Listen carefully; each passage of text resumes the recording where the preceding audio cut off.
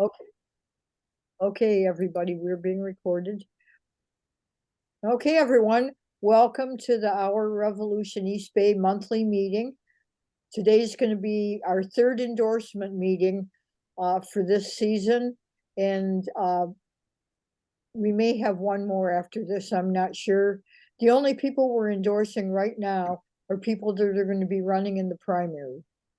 And sometimes we've endorsed people that are not running in the primary, and it gets to be a little bit too much. So right now we're just doing people that are going to be in the primary so that they can get our support. So who we have here today, we have Monica Wilson and Anamarie Avila, for I'm not saying it right, Farias, Farias, and Hey. we don't do dual endorsements, and both of these fabulous progressive women are running for the same office. So, unfortunately, we're only going to endorse one, and it's up to the membership vote on who we endorse. I mean, I think they're both just very excellent people, excellent candidates. We also have somebody that's a newcomer to me, anyhow, Jackie Elward, who I met down in LA a few months ago. And she's mainly Sonoma County, but she's a little bit of Contra Costa.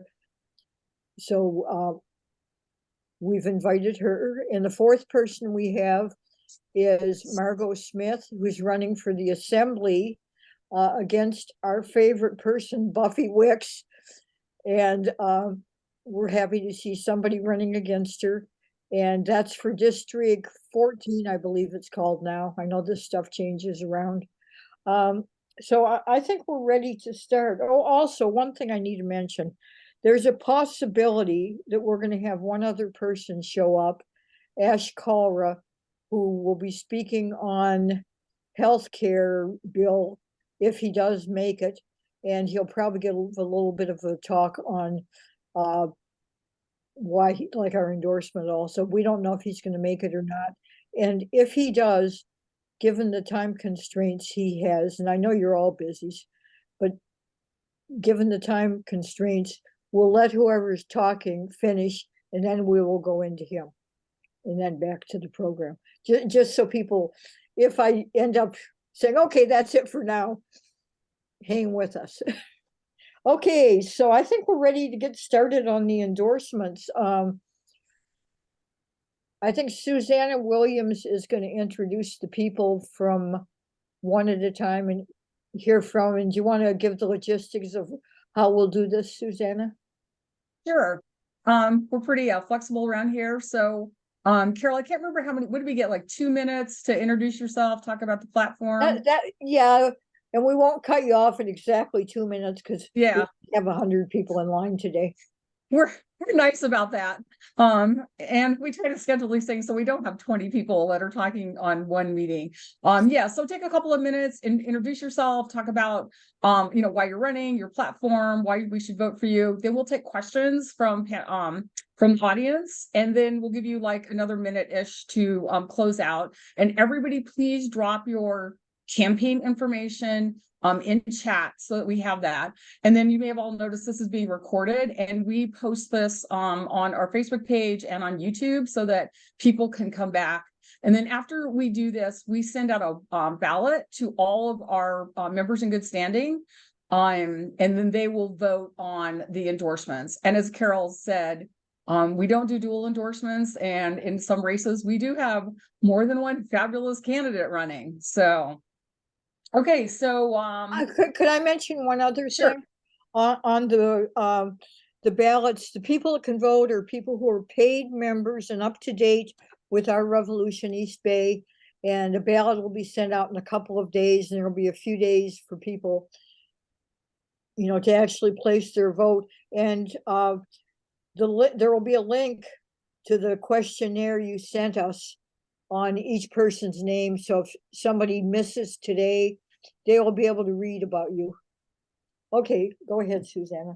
Perfect. Yeah, we've got a smaller group here today, but this will get pushed out to the entire membership and anybody who wants to, come on our YouTube channel. And we do get a lot of traffic for these particular endorsement kind of forums. Anyway, okay, so in no particular order, it's the order that I put my little notes down so that I don't screw up introducing you all. We're going to start off with Monica Wilson. Monica is running for the assembly. I saw that look. Monica is running for the assembly in Assembly District 15. Monica has been previously endorsed both by Our Revolution Contra Costa and Our Revolution National for her current role as Antioch City Council person, where she is in her 4th term. She was also the first African-American woman, African-American woman to be elected to said city council. She's the vice chair of the Northern California Democratic Party Women's Caucus, and she's done a lot of work locally and throughout the state to help prevent human trafficking. So, Monica, take it away. All right. Thank you, Susanna, and thank you again for having me here. It's been an honor to represent you guys on council and have your support in the past. So again, my name is Monica Wilson. I'm a candidate for California State Assembly, District 15, and I'm asking for your support and endorsement again. For the past 2 decades, most of you guys know, I've served the people of Contra Costa County as a community organizer, a nonprofit manager, and a leader in a fight for safe neighborhoods and healthy families. I'm proud of my track record in community service, as well as advocating for social justice in the city of Antioch. In 2012, as Susanna said, I was the first Black woman ever elected to the Antioch City Council, and I'm currently the longest serving Black person to sit on that council. And I'm currently serving my 4th term. I've championed police reforms, safe neighborhoods, solutions to homelessness, championed a 24-hour mental health response team, and ban on new liquor stores in particular neighborhoods.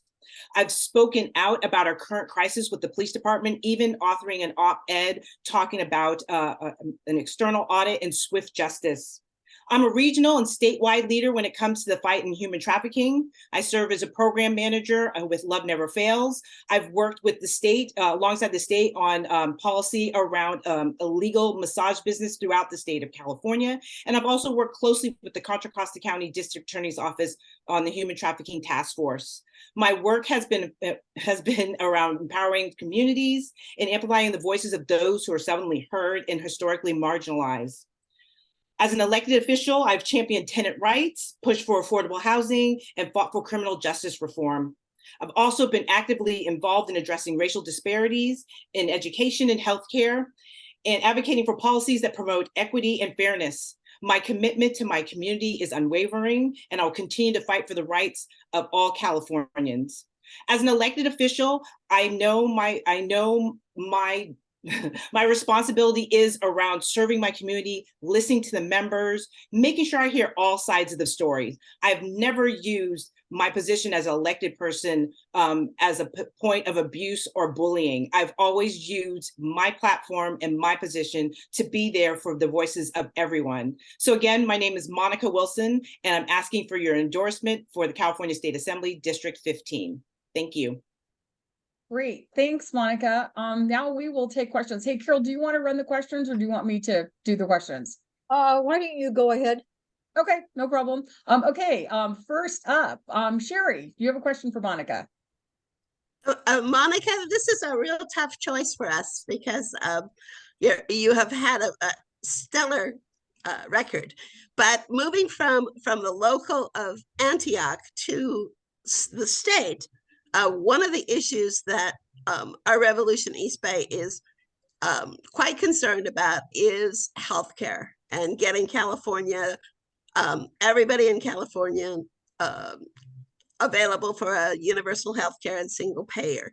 So could you speak to that a little bit and some of the issues that you think you're going to face in the state legislature? Yes, I definitely support single payer. You know, the biggest problem to our healthcare system, it's very problematic and it's very cumbersome to the average person out there. I've witnessed this firsthand in healthcare issues I've had, along with healthcare caring for my mom who has dementia, and it's a very cumbersome process. I went up there. I would definitely look at how do we revamp and restructure it so it works for everybody, but it also needs to be affordable. We have many people, and I I could talk about my community in particular, we have many people that are either underinsured or have no insurance whatsoever, and end up using more times than not the emergency room for just traditional appointments that can go to a doctor. And this is just overwhelmingly that we're seeing this in my community, and I know it's a statewide issue. So it's definitely a system that needs to be fixed and definitely needs some funding to help make sure it's affordable for all.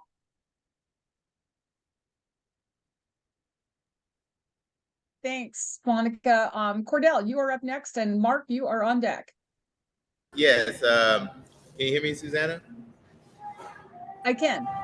Yes. You're good. So Monica, one of the other issues that I have noticed is the police in general. So okay, let me put it another way. How will you address issues with law enforcement when you move to the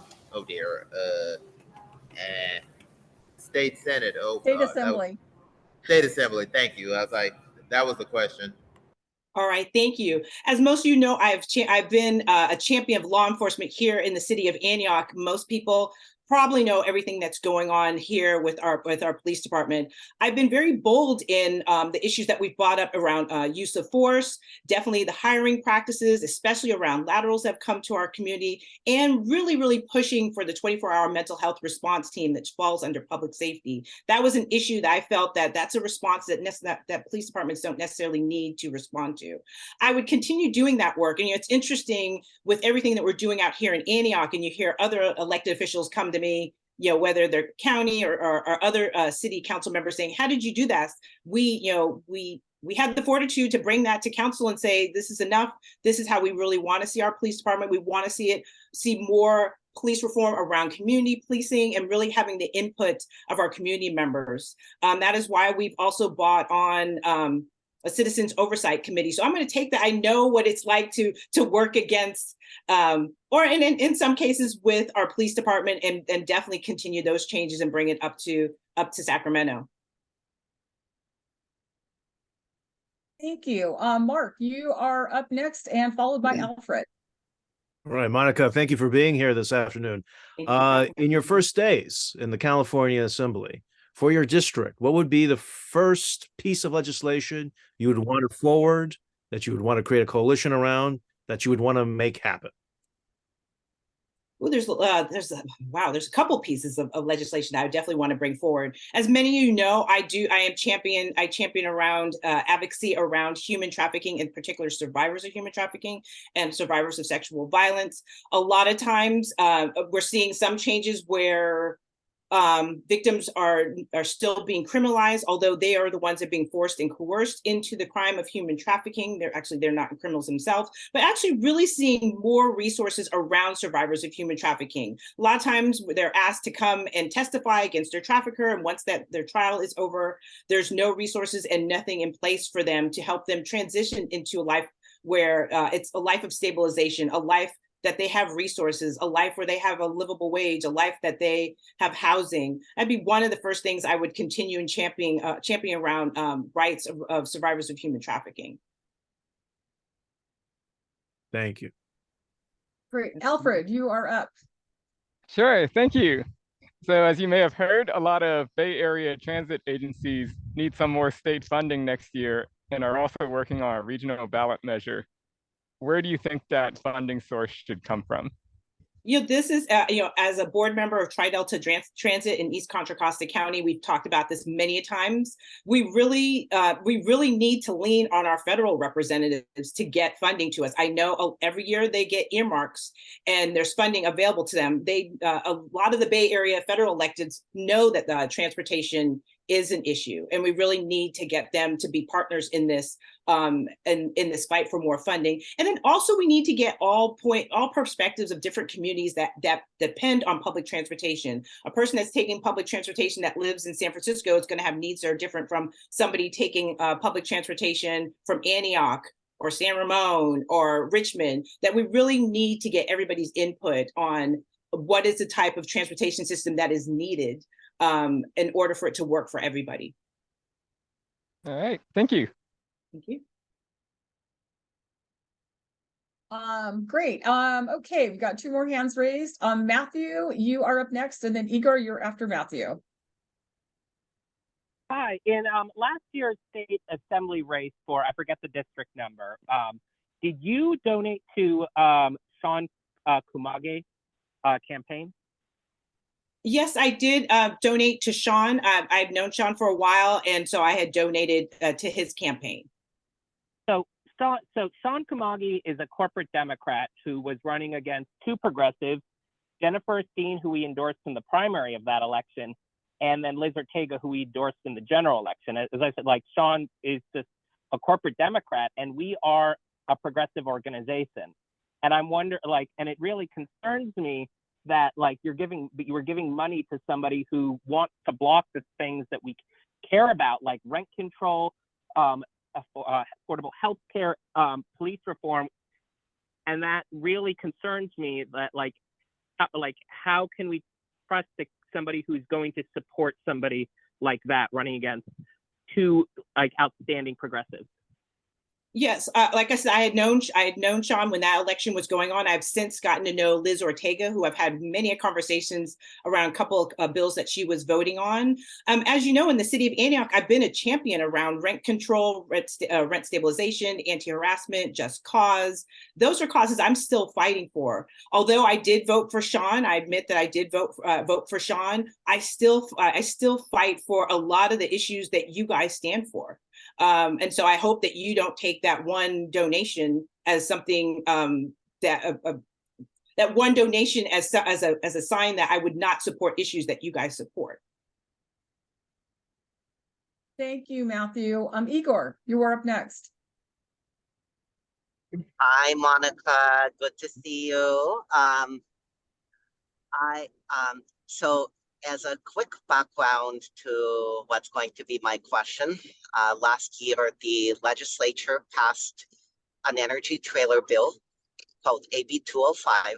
They did that in the middle of the summer with barely any review, 72 hours of review, an opportunity for the public to weigh in.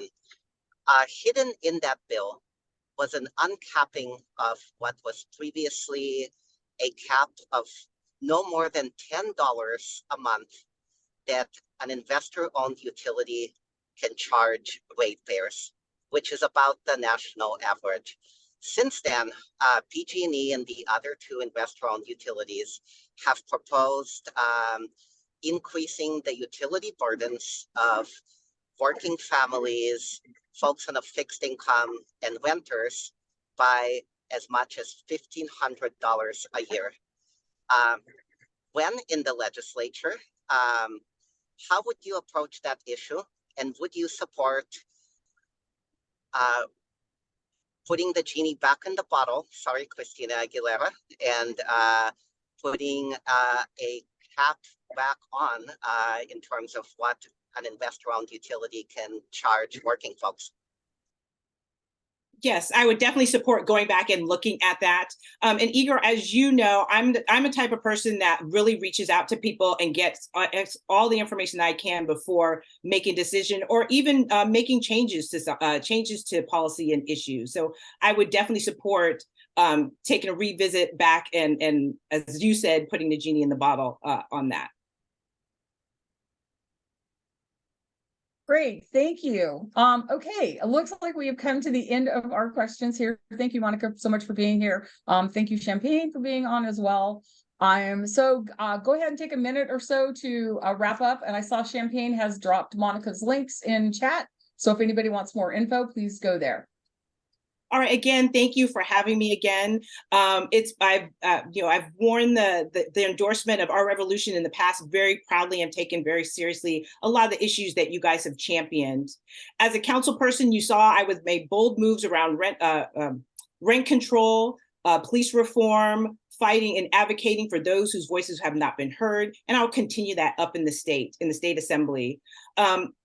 Again, I'm asking for your support and your endorsement, and I hope to see you guys when I'm up in Sacramento and listening to everything that you have to say. So thank you again for having me.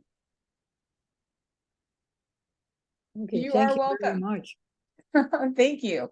Okay, so now y'all are going to see why this race is so hard for us. Next up, also running for Assembly District 15, Anamarie Avila Farias, sorry, I'm just like, can't talk today. So Anamarie is also endorsed in the past by Our Revolution Contra Costa and Our Revolution National. She is currently on the Contra Costa School Board as a trustee. And let's see here, what am I doing? She is extremely knowledgeable and really fights hard for the affordable housing efforts. And she's also a leader within the social justice system and has worked a lot with the juvenile detention systems in our county. So without further ado, Anamarie, you are up. Thank you, Susanna, and all. I appreciate all the gracious comments about everyone's candidacy. You guys are my favorite people to always come before you. One day we're all going to be the majorities, hopefully soon. Yes, Anamarie Avila Farias, thank you all for being here with me this afternoon. I have been proudly endorsed by you all in the past for each of my candidacy, and I feel that each of the times that I have won has been because I've had progressives such as yourselves behind me. But today I'm coming to you for Assembly District 15. I am a lifelong Contra Costa County resident with deep, deep roots. My grandfather settled in Contra Costa County. He was part of the Bracero program, so I come with a huge labor background and an immigrant experience that is unlike many. And there's a lot of connectivity to that, which really inspired my public service. My public service began when I was a child of 14 years old, so I literally have been a public servant all of my life. And the space that I have occupied the last 30 years has been around affordable housing. Locally, I have been able to practice in the field as a practitioner of building affordable housing, financing affordable housing, and creating a rental inventory. I've been really fortunate to not only practice in my own county, I've been in Alameda County and San Francisco County when I worked for Willie Brown and Gavin Newsom in their administration to bring public policy around affordable housing and financing. Most recently, I was reappointed to the state as a gubernatorial appointee, starting with Jerry Brown and continuing with Gavin Newsom.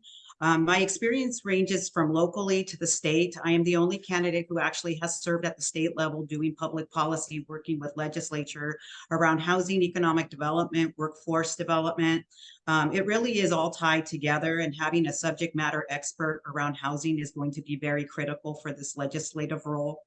My platform really intertwines because I have a background in social services. Obviously, it's going to be centered around housing. My second priority is going to be healthcare. Dealing and subcategory to that is behavioral health, which really ties also to our unhoused population in California. And obviously, as a first generation, education is very important to me, and it is a path to ending poverty in California and in the United States. So there's going to be a strong emphasis for me to recalibrate our public education system. In addition to dealing with affordable childcare and after-school programs, which hinders many low-income families in the state of California and middle-class families. And most importantly, we need to recalibrate the job and wage stagnation that has been happening in California, especially post-pandemic. Cost of living is rising, but wages are stagnant. We have many barriers affecting our aging population in housing in particular for our most vulnerable. And obviously the environmental justice ties again to my housing career and all of these disparities and inequities around healthcare. I'm a huge champion around dealing with issues that impact our community and marginalized community members. Most of you probably know me from spaces that I've occupied around the California Voting Rights Act, fighting for sanctuary state or SB 54 and local ordinances. And post-pandemic, we all saw what the digital divide did around technology. So I know it's a mouthful, it's a lot of spaces, but I'm really proud that my career has allowed me to occupy many of the spaces through my public service and my elected role. I've served on the city council, I'm on the county board of education. I am a gubernatorial appointee, but most importantly, I have been serving my community a lifetime within my professional career. Thank you. I don't know if I ran out of time. I heard the beep, but if I didn't, I'll continue. That was somebody coming in. Yeah. Oh, I'm sorry. I thought it was because always trying to cram 30 years of public service. If Is you're really not intense. finished, go ahead and say what else you want. We don't cut people off. Oh, okay. Well, some of the activism that I work on, I think it's really different to distinguish what my professional career with my activism is, because they both cross-pollinate. What was really big in Contra Costa that was a super progressive issue that I'm about quantifiable outcomes. We all occupy spaces. The spaces that I like to occupy are really of leadership and really outcomes and quantifiable outcomes. I was the lead that brought district elections to Contra Costa County 7 years ago. That was a huge lift. Most of the 19 cities were district elections. And I started with my own community because that's my backyard, Martinez, where I grew up. And we have, pretty much lit the match on that. And today we have several cities who went from at-large elections to district elections. Antioch City Council would not look the way it looks today had it not been for district elections to empower more people of color to elevate.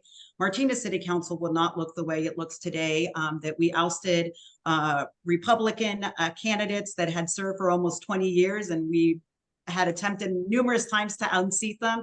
And until district elections have come to Martinez, we now have a completely different electorate in Martinez.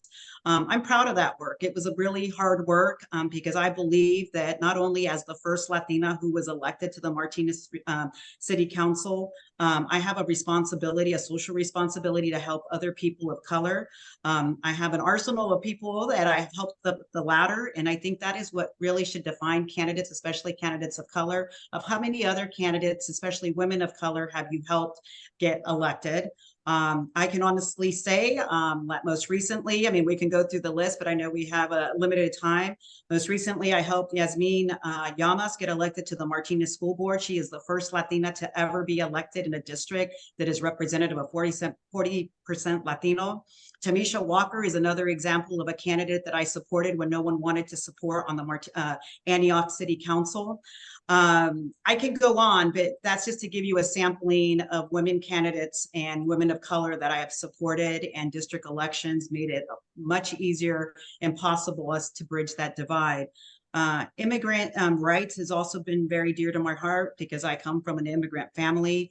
Champion SB 54 under Trumpism was a very critical piece of legislation that happened in California. But we have to remember there was no political will there. And so what did we do? Instead of staying at home fighting for the state to do it, many of us got together, progressives got together, and we started going to our city councils and asking them to pass ordinances locally until the state got it together. And I'm very proud that of the 19 cities, half of them passed sanctuary ordinances that they would not be using law enforcement to go after immigrant communities. Those are examples. I can go on, but those are examples that what we need to do when we're not running for office, things that, I am a person, whether I have a title or not, that I'm always looking at the most vulnerable of our society and championing and pivoting and pushing forward legislation. I'm proud to say that not only did local cities do this and do what was right to protect our immigrant community, the state followed with, SB 54. And it was all because we called, lobbied, and did what we needed to do to get that passed. That is the type of candidate that I am. I pound the pavement when we need to pound the pavement. And if I make it to Sacramento, you all know that I will be a direct pipeline to pushing really progressive issues. I won't be talking about it. I won't be discussing about it. We're just going to do it. I'm a doer. And that's what we need more in Sacramento, are people who are going to be doers, and actually people who have courage to stand alone when the majority do not want to move on issues. For example, healthcare. There's no movement on, single payer because the votes aren't there. You can count on me to champion it, to be a voice, to try to convince and, reach across the aisles to get more of us to believe in the importance that everybody not only deserves safe, affordable housing, they deserve healthcare in California. Lastly, if you don't know, I'm proudly raising my children, and my husband is in higher education. He's an architect, and they are equally involved in the community. And I think this is really important that we all swing the pendulum on social issues in our community, whether we're impacted or not. And I feel that I have a breadth of experience in different spaces, not only with my professional career, but my elected role. And I've been champion of many of the issues that you all are very passionate about. So thank you. Great, thank you. Okay, we've got some questions. I've already got 4 stacked up here. Cordell, you are up first. Yay. So, Anamarie. So, Yes. one of the questions that I had, okay, here's the question I'm going to ask you. So, if you make it to state assembly, oh boy, I drew a blank again. So, how will you address um, housing? Because I mean, not housing, but minimum wage. How would what? What? Okay, let me rewind that. So, how will you address bring in more uh, uh, raising the minimum wage for jobs? That was my question. Okay. I mean, I think I've heard housing and job. So one of the things that I really want to champion is working around education. I grew up in poverty. And so I feel that I am the poster child of, and many of us are, that, have come from disadvantaged economic backgrounds. So I think key to my success has been bridging the gap to education and helping more people break the cycle of poverty through education. So I think it's a multi-pronged approach for me personally, using myself as an experience. Secondly, for individuals being able to have re-entry in midlife, we have a different workforce now that we should have a model that, midlife that we're able to recalibrate, because a lot of industries, due to good reason, are evolving mainly around the environment. And so we should be looking at our job market to have the ability to one, bridge economic disadvantages for individuals. Breaking the cycle of poverty is one track. The second is, once you are in a career, that we have programs in place and support systems and education funding to allow mid-career changes so that you can move into another industry. And then the wage gap, to increase that, because it is not keeping up with the cost of living, has to do a lot with these economic factors of being able to train a new workforce from emerging industries. And I think taking individuals in the lower wage jobs, I think, is really critical to creating a path. For example, let's take a building trades program. Individuals who go into the building trades program should be able, they pay good salaries, but they shouldn't stop there, that there should be a migration to allow them to have a professional career. These are individuals that can eventually manage a construction company, become architects, become engineers. And I think creating more of that connectivity in various spaces, instead of keeping people in these wages for the rest of their life, is one path that I think I can bring some strong leadership to, and bringing some economic development around, is really thinking about careers in different lenses and not the traditional outdated model that we currently have.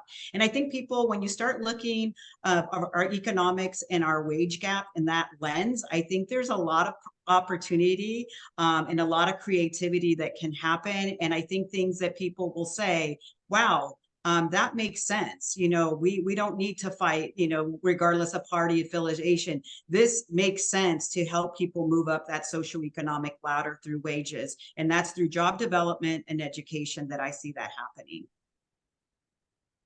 Great, thank you. Sherry, you are up next, followed by Alfred.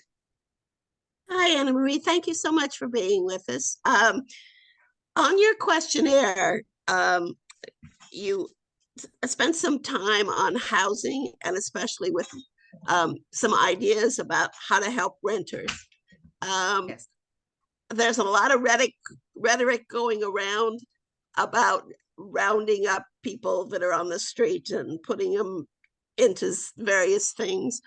The best way to keep people off the street is to keep them in homes, and especially to keep renters in homes.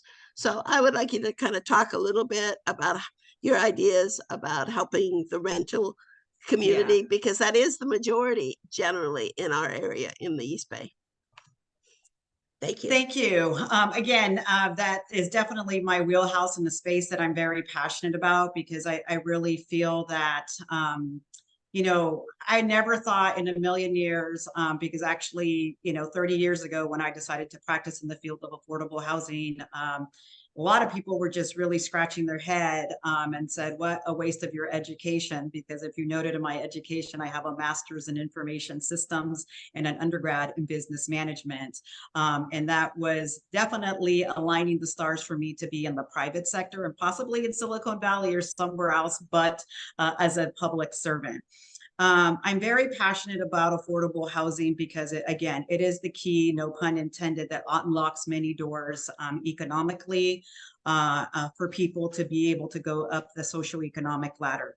As someone who grew up in a single parent household, affordability was always a struggle for my mother who was raising 4 children. And I think the American dream is really lost right now. And I feel leadership is needed at the state assembly to bring that American dream back, more reachable and tangible for everyone. But it's, again, a multi-pronged approach. Number one, our first problem in the rental market is our problem at Congress. They have stripped down a lot of our federal funding that used to trickle down to the state.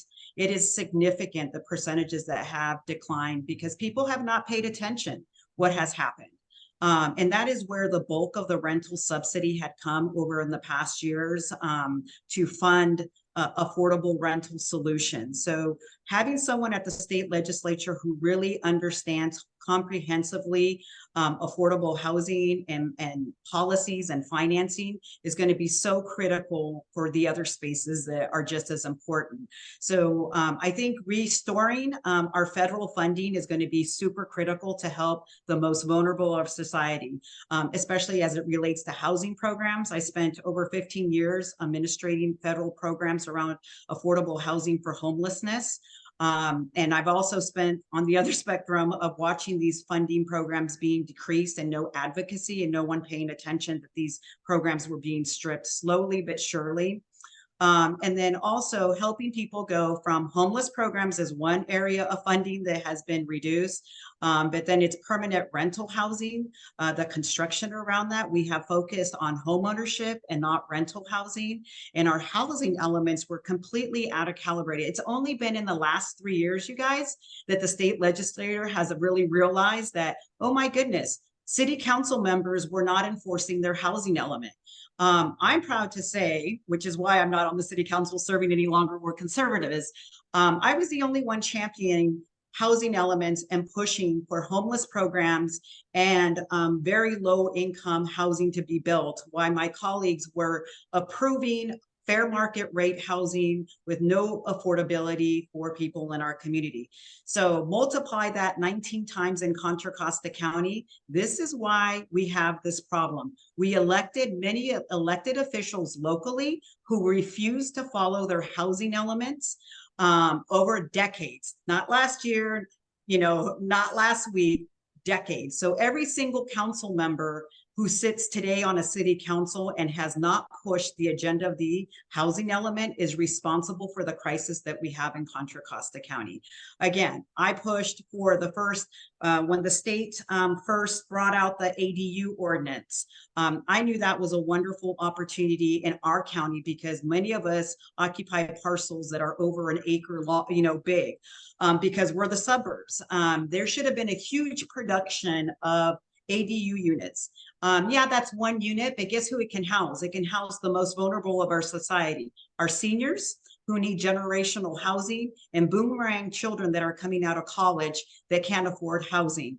So there's been many local solutions that we all could have done as city council members that weren't executed. But at the state, me knowing what is broken at the local level around the housing front, I think I'm going to be able to push a lot of legislation and funding to recalibrate. And some of this is not even funding. It's really how we look at policies. Number one, at our housing elements, really pushing city councils that when land use deals come forward, that it needs to have more than 50% affordability.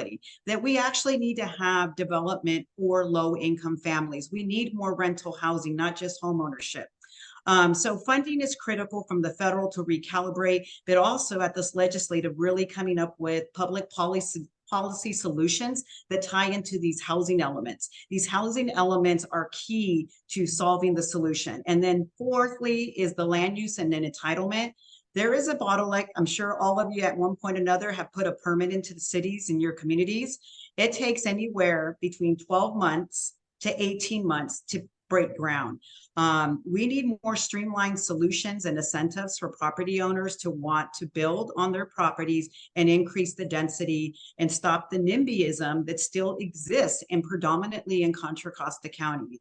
And I will be very strong in that space. None of the candidates in the current race, really come with that breadth of knowledge around solvable solutions. And I also feel very confident because of my 30 years in experience that I'm going to be able to educate 80 other, or at least 79 other assembly members in this space, and have a very compelling story. Because I said, as someone who benefited from social programs growing up in public housing to be a homeowner in California, I think that's a story within itself. And I feel that if I was afforded that opportunity,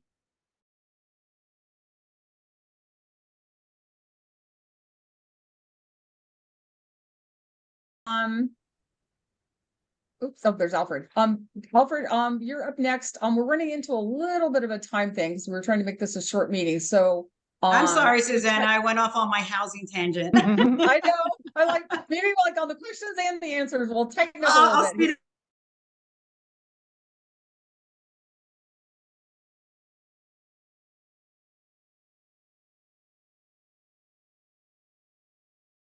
A lot of our Well- transit agencies need more funding in the coming 2 years, and are also working on a regional ballot measure. Where do you feel that funding should come from? I think there's different solutions. We should create a statewide tax. We can adopt a tobacco, a sugar. I think we can have different spaces where we would want to tax ourselves, because I think transportation is critical and it is very much so tied to building affordable housing. So I would be very supportive, again, to champion it, to be courageous in that space, to get buy-in for a tax and to put it on the ballot. So I think, again, we can't do housing if we're not doing transportation. They don't work independently, they work together. Thank you.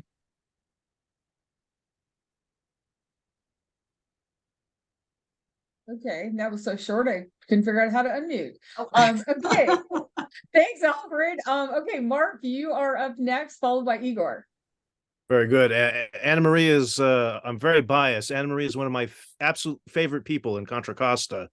One of the questions I want to ask you, which I've never asked you before, in terms of environmental policy, what is something that California should be doing right now that California is not currently doing? And how will you change, and that you will change when you're in the California Assembly?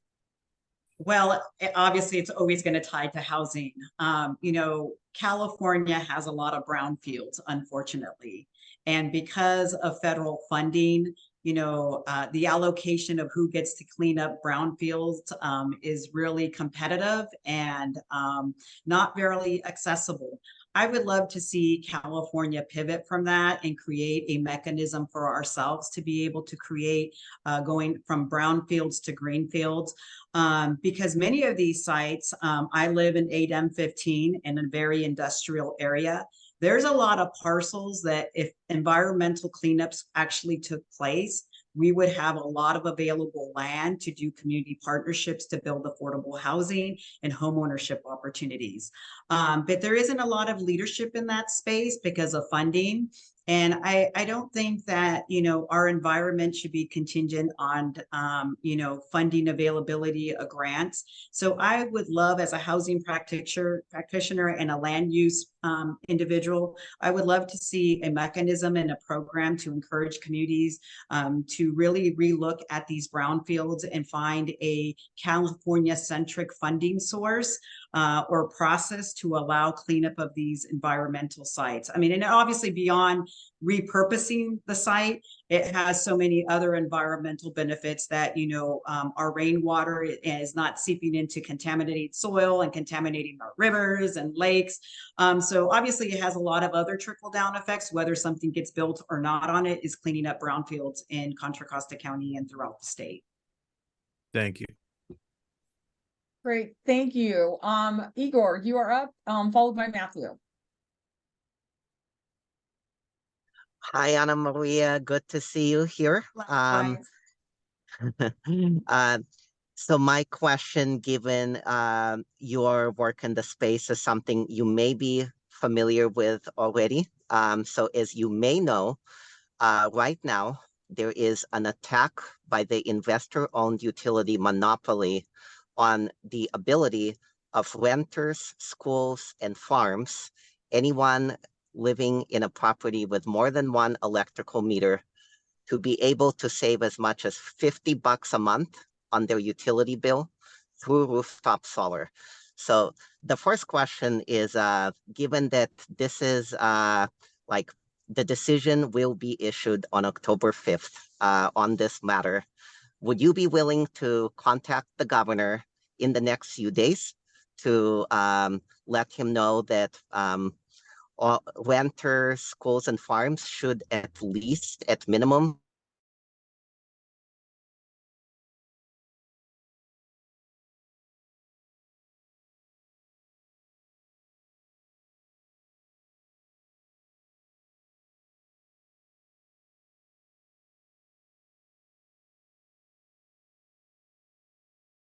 thoughts do you have about how would you in this role be support or introduce legislation that supports the ability of the radical notion that we the people should be in charge of being able to produce our own energy and not the investor-owned utility monopoly?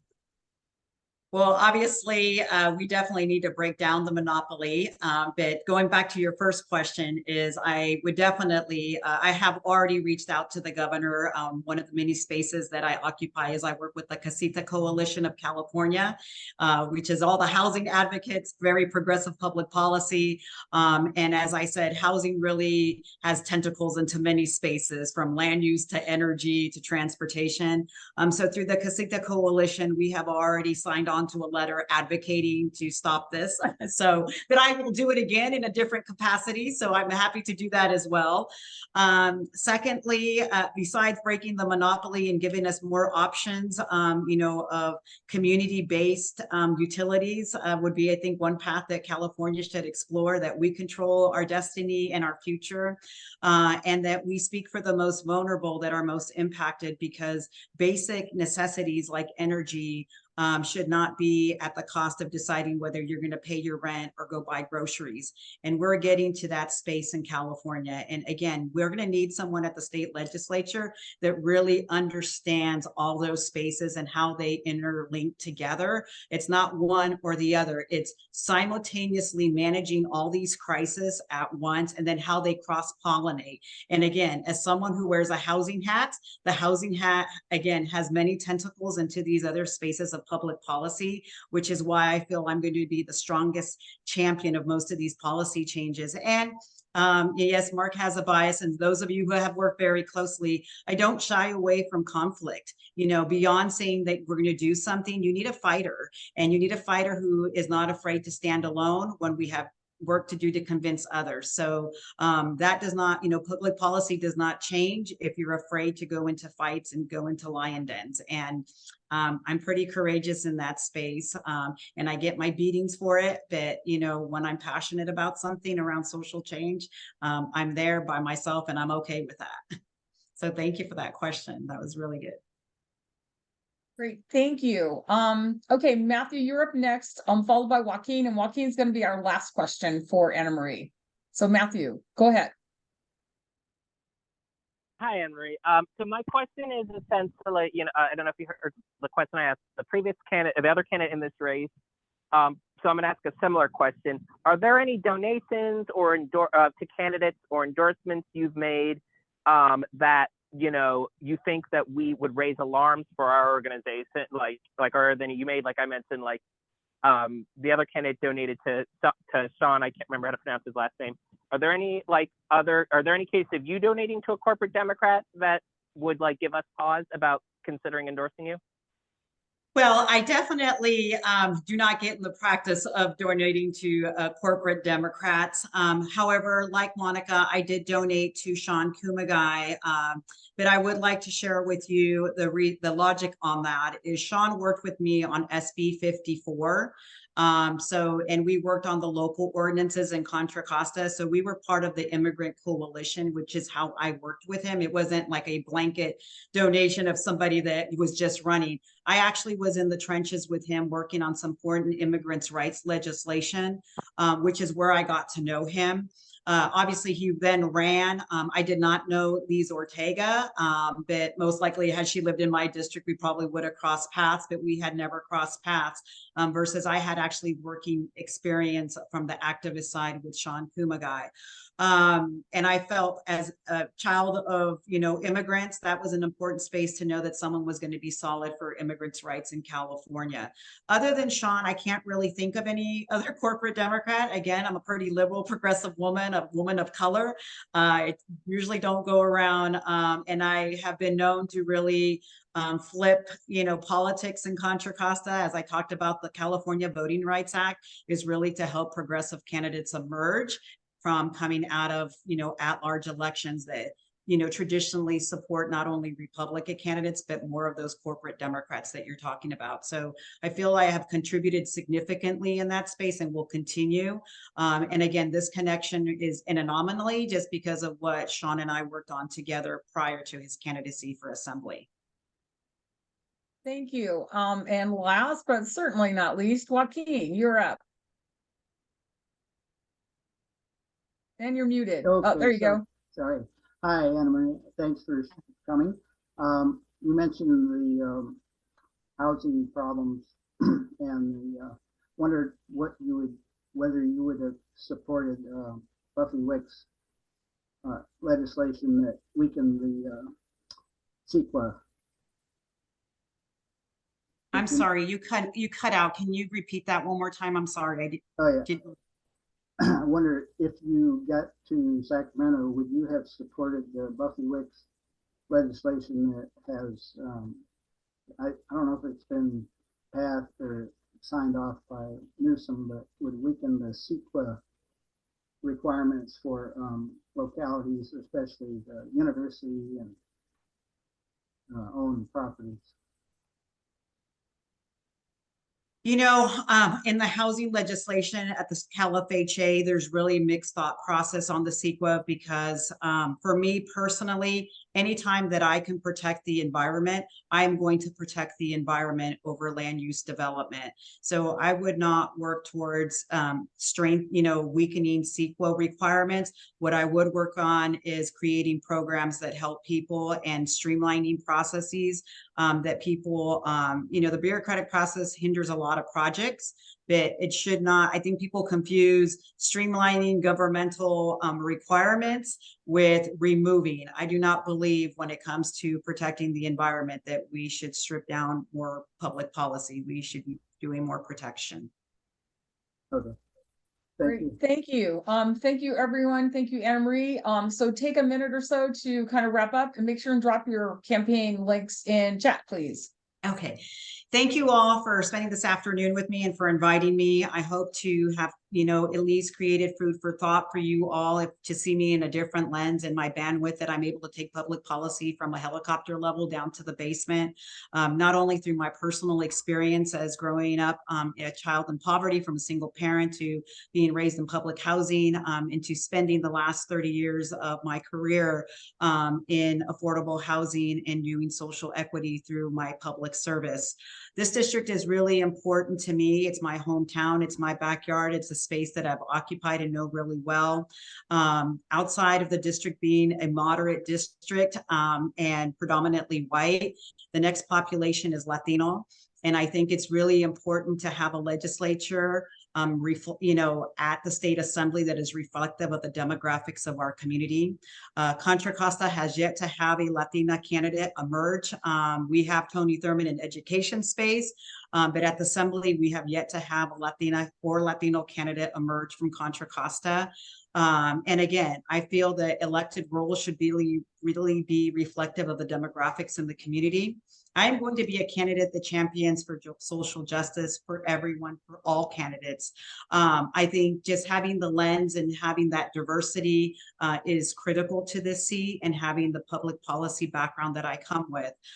So I thank you guys. I know you have a really hard decision, but I think it's multi-pronged also, from, you know, demographics onto experience, and who's going to be able to have the courage to champion on some of these really big fights that we have around healthcare, housing, and education. Thank you all for your time today. Thank you, Anamarie. Thank you to everybody who had such great questions. Okay, so we are moving on to our third and final candidate for today. That is in Contra Costa County. We still have another candidate coming up that's Alameda County focused. So next up is Jackie Elward. Jackie is running for California State Senate District 3. Y'all may remember that as formerly Bill Dodd's district. Jackie is a Rohnert Park council member. She was also the first Black woman to be elected to that council. She's an educator. She's a labor organizer. She was born and raised in the Democratic Republic of the Congo and immigrated here in the early 2000s.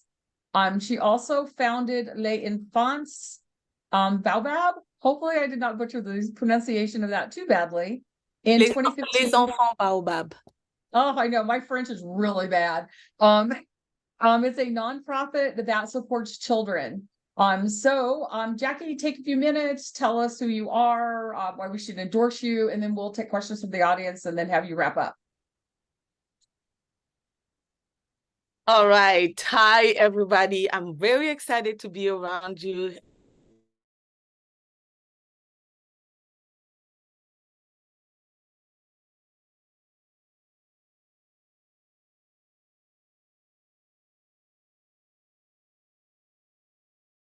Passionate leader who has taken significant stride to address homelessness in our community. During my tenure as a mayor, I successfully reduced the number of unhoused individuals. And I am proud to share that among those unhoused people in our community, 10 of them and counting are now back in the society and back gaining their respect and honor and humanity again. And the success of this program has gathered attention with the county officials now looking to replicate it countywide, so here in Sonoma County.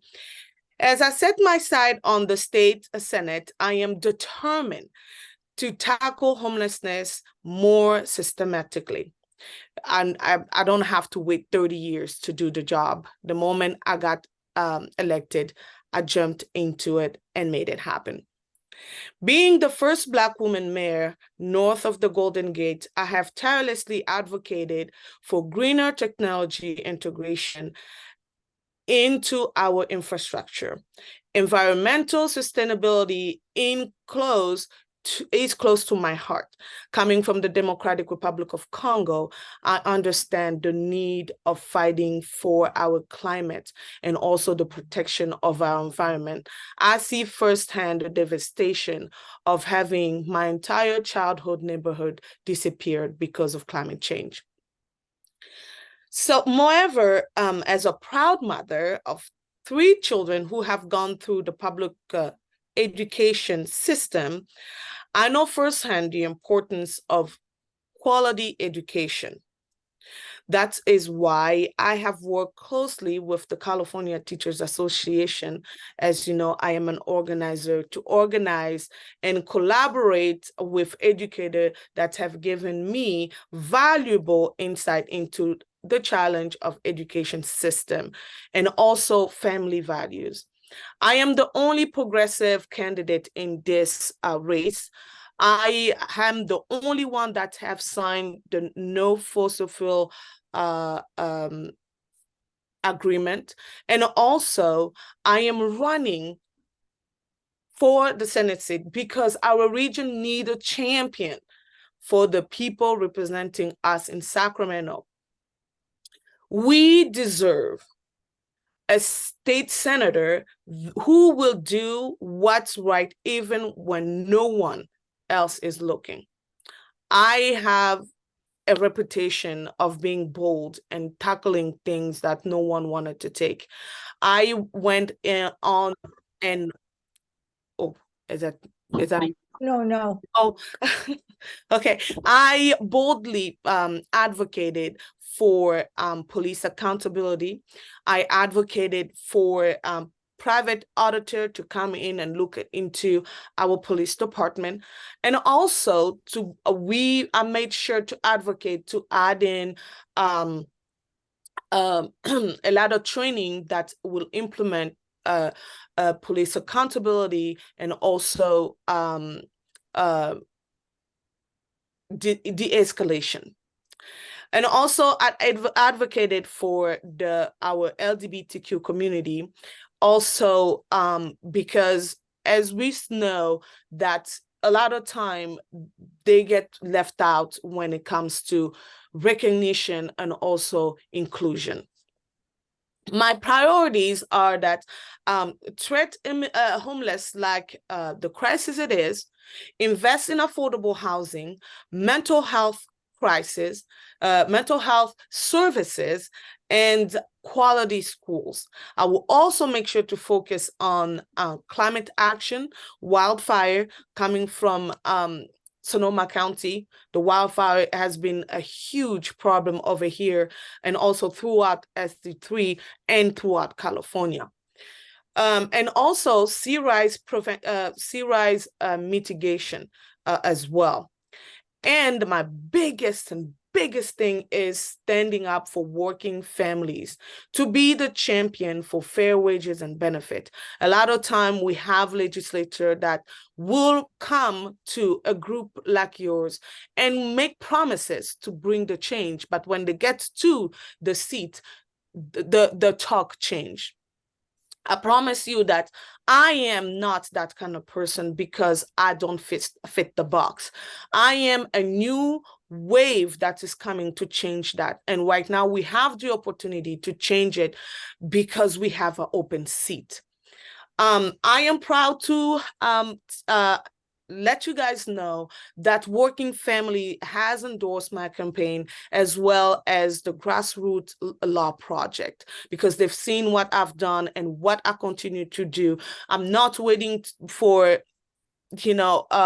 being in government for long in order to do the work. This is the time to bring the change, and I am here as your sister, as the product of what we have been trying to do, and also the American dream that everybody tend to think that is gone. I am the living, breathing person that is your product, and allow me to earn your endorsement today. And we will continue the fight that we have been doing and bringing to the table, so we don't have to fight. So we will know that into that Senate seat, we have our own. And when you have your own product at the seat, you know what it's gonna come out of that. So thank you so much for giving me that platform. I am very humble and ready to earn your endorsement. Thank you, Jackie. Ooh, already got hands raised here. Cordell, you have the first question. Yeah, so Jackie, actually it's a two-part question. So one, what plans do you have in mind when you as far as police accountability? That's one. And then the second question is what what do you see, what kind of ideas do you have to address LGBTQ matters? Thank you for that question. First of all, for the police, when I ran, they told me that it was impossible to change the course of everything that is going on. And I have to tell you, it is doable. Because when I first got into my seat as a council member, the first thing that I did was to sit down with the chief of police and make the change of what was our police department at the time. I made sure to remove, first of all, our police officers from responding from non-violent calls. Because as you know, maybe a lot of you doesn't know, but in my city of Runner Park, we had an incident when someone was killed because the person was going through mental health crisis, and he ended up dying in the hand of our police officers. And because of that, the first thing that I did is to remove our police officers from responding from non-violent call.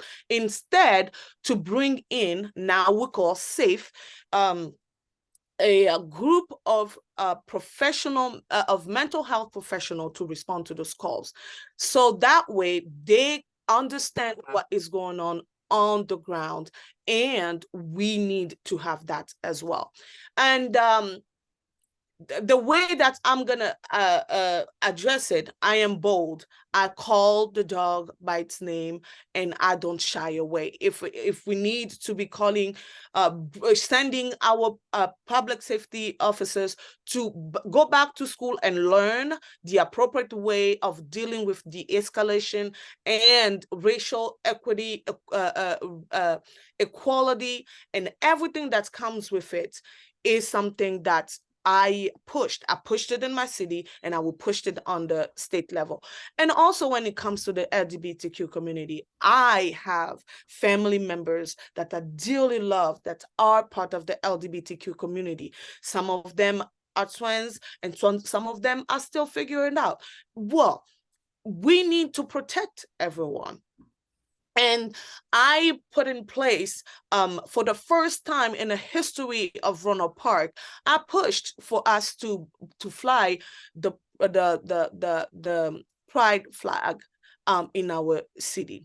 And a lot of people at the time thought that it was really crazy that to have that. But my question was to them, and even to my colleague, and I say, if we'll go to ask and seek for that community a vote in order for us to be here, they deserve to get recognition and respect. So for the first time in the history of Ronald Park, as a mayor, I raised that flag. And this year, for the first time, the Sonoma County Library, we flew the flag for the first time in the history of Sonoma County. So yes, I am gonna fight for that. Trust me, I won't shy away, because we all deserve to be together. And the LGBTQ plus community is as important and as all of us. And I am ready to do that. And I'm ready to also put in place legislation that will empower that community. Empowering is what I fight for, and this is what I'm gonna do. Thank you. Gordon, you are up next, followed by Igor. Okay. Let's say a super PAC came in and said, we're backing you up in a big way. What would your response be? And I have a related question, and that is, given our legislature responds to money first and foremost, single payer is actually on the table. Do you support single payer health care? So the first question is, what do you do if a super PAC shows up? Californians for privatized health care, and they offer substantial support. What would you do? I will stand by the people. Absolutely not. That is ridiculous. First of all, people, working families that are building this country are hurting because they don't have access to healthcare. I am in support of the single payer. As a matter of fact, right now, here in Sonoma County, we have been helping a group to work on it and to kind of like teach the rest of the community to understand about it.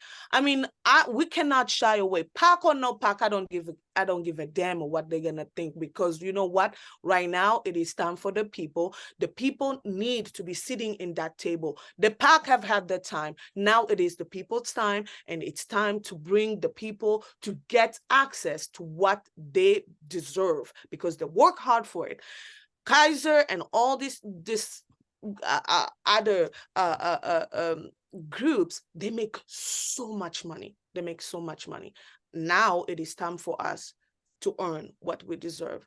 I am in full support. You can feel my passion. So I can even, that is not a negotiable thing there. And that's, I'm gonna fight for it with my last breath.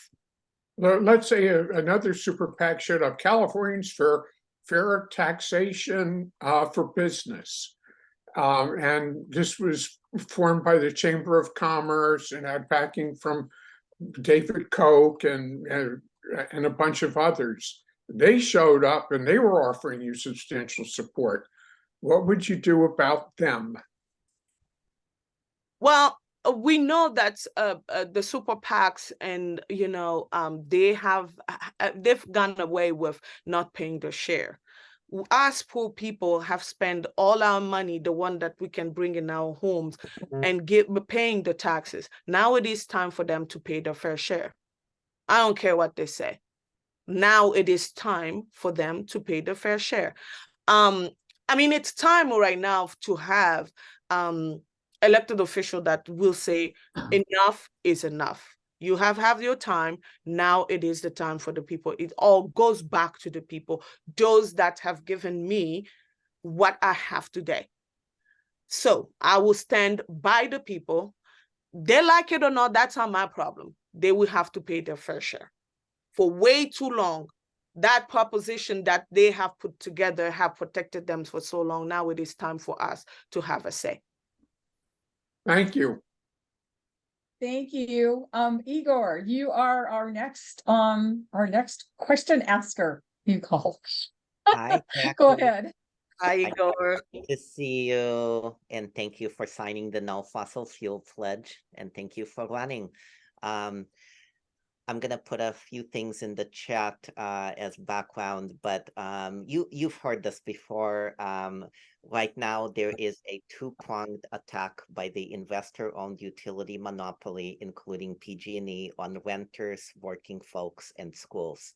The first one is they're trying to take away the ability for renters, schools, and farms to be able to do the same thing that single-family homeowners with solar are able to do, which is to save money on their utility bills.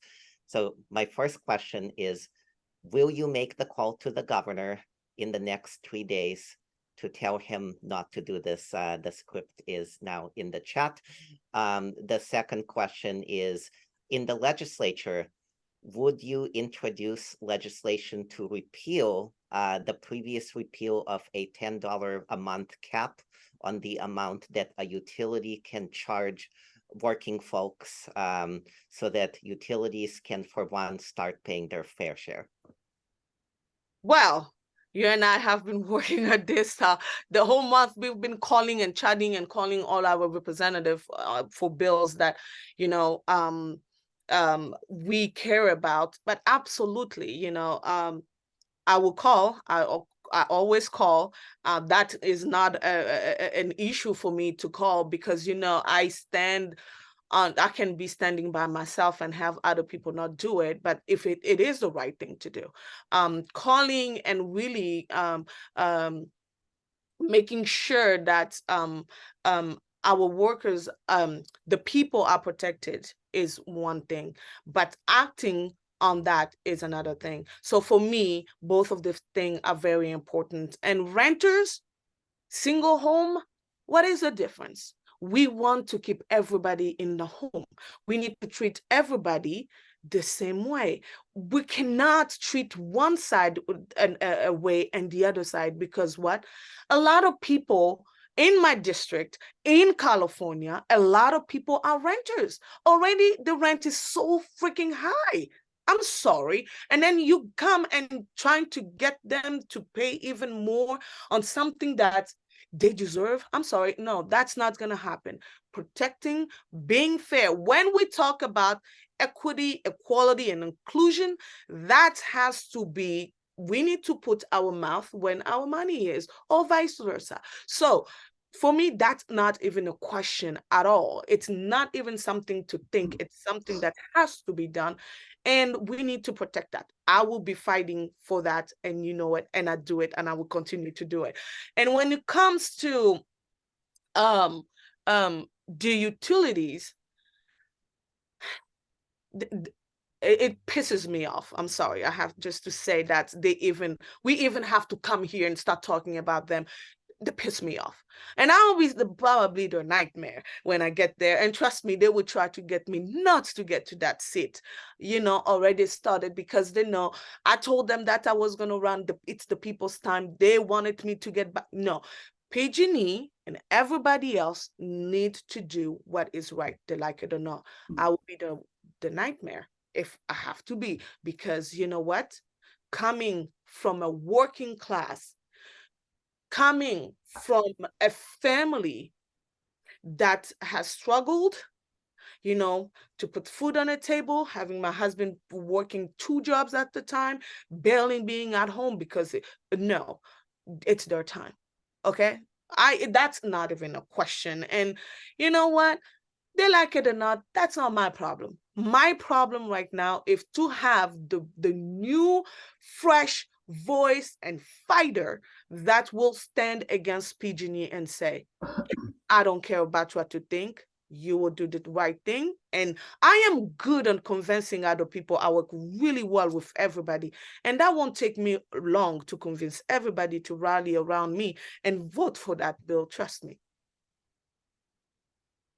Thank you. See a lot of smiles. Okay, our final question is coming from Sherry. Sherry, go. Jackie, I've so enjoyed getting to know you. I didn't know you before, and you did a wonderful job on your questionnaire for us, and enjoyed everything you said. But unfortunately, the other half of this is getting elected. So we do want this tiger to get elected and to be in our state senate. So can you tell us briefly about who your opponents are and how you think you're going to be able to get elected so we can have you in the state senate? Oh, absolutely. So I have 2, well, 3, but the other one. Well, I have 3 right now. And the first one is Christopher Cabaldon. And we all know Christopher Cabaldon, who ran twice for assembly, got defeated, and just ran for West Sacramento mayor position, got defeated. They told me that it was a threat, but I'm realizing that when you are yourself in this race, it's not, Anyways, and then the second person is the vice mayor of Vallejo. We all know what is going on in Vallejo. My record track speaks for itself. I've taken my city, who was the worst nightmare of Sonoma County, and today my city is well respected throughout the county. And this is one of the reasons that my constituent wanted me to run, so that I can duplicate what I've done in so little time. I didn't wait 24 years to make it happen, to bring it to the bigger scale. And that my opponent in Vallejo, Rosena Liga, is supported by Bill Dot. But they have the money. And we talk about banning that money, giving so much money to the people and all this stuff, right? And that's what is happening right now, because they have the support of the big people, right? The big money. But you know what? I made a deal to not take money for corporations, because that is what is destroying us right now. So I'm counting on you guys to really support me out there, because when the people speak, that's where the power comes. And I know that they know I have the power because I have the people. And as an organizer, I'm making sure to do my diligent work and making sure that I get the endorsement that will bring the money to me, and also running a grassroots campaign that has been out there. I mean, when you go to our website and when you look at the report, they might have a lot of money, but money doesn't vote, people vote. And also, I am the only progressive in this race. And guess what? This is a presidential race. And a lot of progressive people comes out and vote. And the other thing is that look at the records of amazing endorsement that I've got. I got SEIU California. I got the nurse, and the California Nurse Association. I got, I got the NUHW. I got a big record of labor supporting me right now. And also that shows that all these people believe in me, including my own labor union. Can I go to that window over there? Is I'm sorry? that open? Sorry, Paula, can you mute? Paula, mute yourself, please. Well, I'm in line. Are you open now? Okay. Whoever's the Sorry. admin, can you mute her?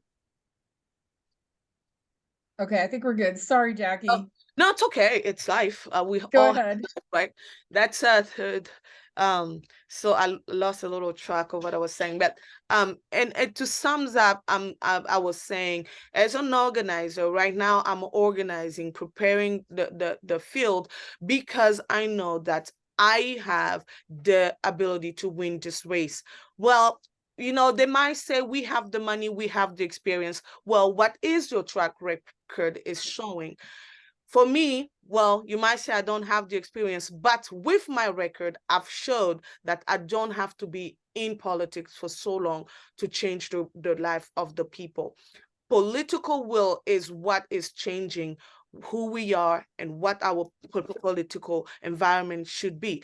And right now, we have the chance to have a true trailblazer, someone that doesn't give a damn about what people say, but the working families, the renters, the people that work so hard to build this nation to stand up.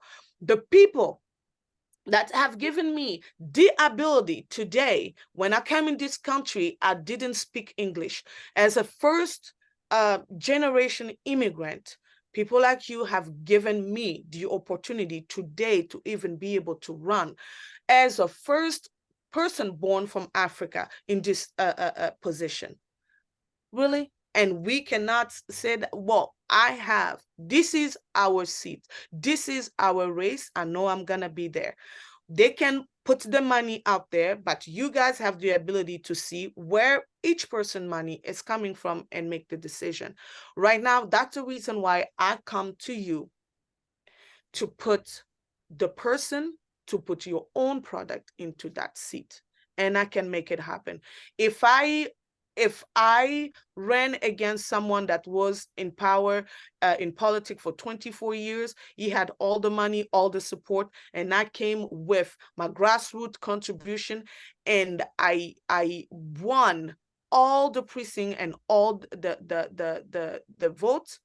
When people were telling me that it was not doable, well, when you say me it is impossible, that's to me translate to it is possible. So that's how I'm gonna win, and I have a great team behind me that is really working things out that you are seeing today. Thank you. Yeah, I think AOC and the squad pretty much proved that you don't have to have decades of political experience and a ton of money to make a huge difference. So, okay, Jackie, take like a brief minute, because that was almost like a wrap up that you just did. And just kind of close for us. Make sure and drop your website info in chat. So go ahead. So, brothers and sisters, first of all, thank you for having me here today. I am so excited to be with you guys. Today, you have the opportunity to put your own product into that seat so that we don't have 12 more years to waste on fighting and begging for what is right for us. I am here for you. I have stood by your side. I am your product. And I am asking you to come along with working families, to come along with grassroots law project and all. Liz Ortega, as a matter of fact, I heard her name circulating here, along with all of them, to push me into that finish line so that we can continue the work that we are doing today. So in that, I will say thank you for the opportunity. Okay, You. so we're Carol, back going to to you move because- on now to Alameda County. And thank you to all of you awesome people who've already spoken. I mean, I would vote for all of you in 2 seconds if I lived in that county. Anyway, so we're going to move on now. Actually, we have somebody that's representing 2 counties here. And I believe Joaquin, were you going to introduce her? Is Joaquin here? Yeah, I'm here. Yeah. Okay, Joaquin, who is a fellow Wellstone member with you, is going to introduce you. Yes, thanks. I don't know Margo personally that well, but I've been associated with her in the Wellstone Club and other groups for many years. She sent me a little email introduction, so I'll go through that quickly, and I may miss some important points. But Margo Smith has in the Wellstone Democratic Renewal Club for many years. She has been chair of the Berkeley Great Panthers for many years. She's an American Public Health Association founder of the Rural Health Committee. She's been in Berkeley Community Action, Berkeley People's Alliance, East Bay Communities for Action, Our Revolution, and Healthy California Now Single Payer Healthcare Group. So she has been an activist in Berkeley since 1969, raised 4 children as a single mother for 10 years. She's has a doctor of public health from UC Berkeley and worked as a research social scientist for the state health department in environmental health, mental health, and survey research, and for Stanford in rural health care for UC Davis and the state of Hawaii and health plan.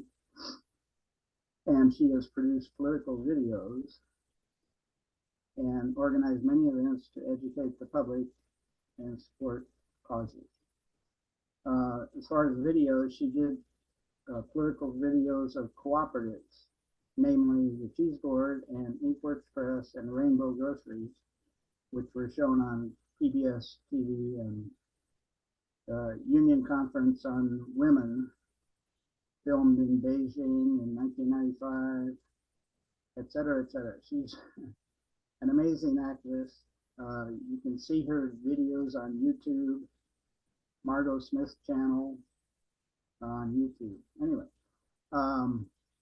she has worked in various diverse situations. She worked in Watts and Latinx communities in Salinas, supported farm workers unions. She lived in Hawaii for 9 years, our most diverse state. And in Berkeley, she wrote a city declaration honoring Byron Rumford for outlawing racial discrimination in housing, redlining, etc. And so I'll leave it up to her to fill in the blanks and say what she's standing for and why she's running. Thanks. Well, thank you very much, Joaquin, and thank you for having me here today. I really appreciate that. Well, you know, there's a lot of complaints about the 80-year-olds still running things, but I want you to know that it's going to be really different when us 90-year-olds take over. And so the reason that I'm running is because Buffy Wicks is my representative, and I disagree with her on a lot of the housing issues, and she has no opponent. And I wish that a younger person had stepped up to pick up the torch, but nobody was there to catch it. So here I am. And the things that I really object to are the fact that there's all this state housing laws coming out of Sacramento that are a gift to developers. It allows them to build high-rise, market rate housing anywhere they can buy a piece of land and bypass our locally elected city councils and locally elected county supervisors. And I am not a NIMBY and I'm not a YIMBY. I'm for smart housing. I want housing for working people that working people can afford and that is close to their work, and that teachers can live in, that veterans can live in, that working people can live in. And that's not what we're getting. We're getting this misnomer of affordable housing.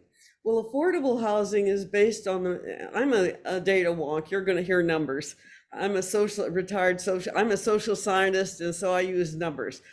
And so the affordable housing is based on the county's median family and median household income. And the median household income is $100,000 a year, both in Contra Costa and in Alameda County. So the market rate affordable housing that's coming out of Sacramento is for families that earn $100,000 a year, or a percentage of that. Even if they get 30%, that's still $30,000 a year, and there are people who earn less than that. So that's what I'm objecting to. I would like to see that they're really victimizing, in my honest opinion, the city councils and the local people, because the real thing that we really need to do in Sacramento is, first of all, fix Prop 13. We need to tax the corporations. The Chevron is paying property tax that was cast in 1978. Well, you can imagine that their property is worth a lot more today. And so we have to fix the corporate property tax, not the residential tax. The residential tax, I benefit from it, and I'm sure we all do. And so we shouldn't touch it. But the corporate tax has to be fixed. The other thing that we need to do is reconstitute the redevelopment agencies that Governor Brown got rid of. We must repeal Contra Costa, not Contra Costa, Costa, oh God, what's the name? Costa-Hawkins bill that prevented cities from getting rent control. All cities should have the opportunity to have rent control so that they can make affordable housing anywhere.